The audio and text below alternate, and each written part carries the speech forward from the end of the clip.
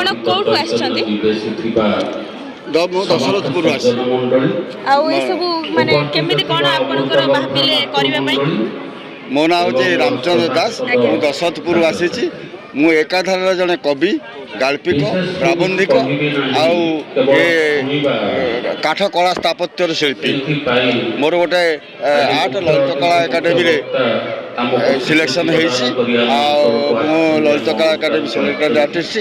ଆଉ ତେଣୁ ଅବସର ସମୟରେ ମୁଁ ଏଇସବୁ କାଠ ସ୍ଥାପତ୍ୟ, ବାଉଁଶ ମୂଳି, ନଡ଼ିଆ ସଢ଼େଇ, ଅନ୍ୟାନ୍ୟ ବର୍ଜ୍ୟବସ୍ତୁକୁ ନେଇକି ମୁଁ ଅନେକ ଆର୍ଟ ତିଆରି କରେ, ଯେଉଁଗୁଡ଼ିକ ସବୁ ଘରକରଣା ସାମଗ୍ରୀ ଆଉ ସୌଖିନୀ ପାଇଁ ବ୍ୟବହୃତ କରାଯାଇପାରିବ।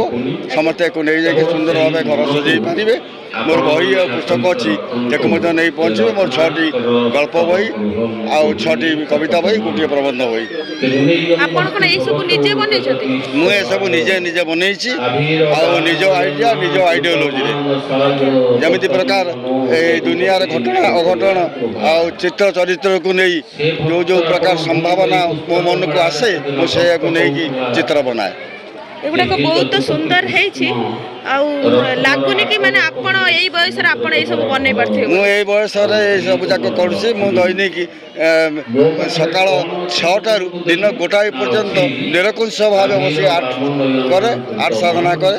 ଆଉ ଏଥିରେ ମୋତେ କିଛି କଷ୍ଟ ଲାଗେ ନାହିଁ। କିନ୍ତୁ ଖୁବ ସୁନ୍ଦର ହେଇଛି। ଯାହା ହଉ ଏଇ ଦୋକାନକୁ ଆସି ବହୁତ ଖୁସି ଲାଗିଲା। ଆପଣଙ୍କ ସହିତ ଦେଖା ହେଇକି ବହୁତ ଖୁସି ଲାଗୁଛି। ଧନ୍ୟବାଦ। ଆପଣ ମାନେ ବି କେବେ ଭାବିଥିଲେ କି ଏହିଭଳି ବର୍ଜ୍ୟ ବସ୍ତୁରେ ଏଇଭଳିଆ ସୁନ୍ଦର ସୁନ୍ଦର ସବୁ ଗଢି ହେବ ବୋଲି? ଆପଣଙ୍କୁ କେମିତି ଲାଗିଲା ଶ୍ରୀଯୁକ୍ତ ରାମଚନ୍ଦ୍ର ଦାସଙ୍କ କଳାକୃତି ନିହାତି କମେଣ୍ଟ ମାଧ୍ୟମରେ ଜଣାଇବେ।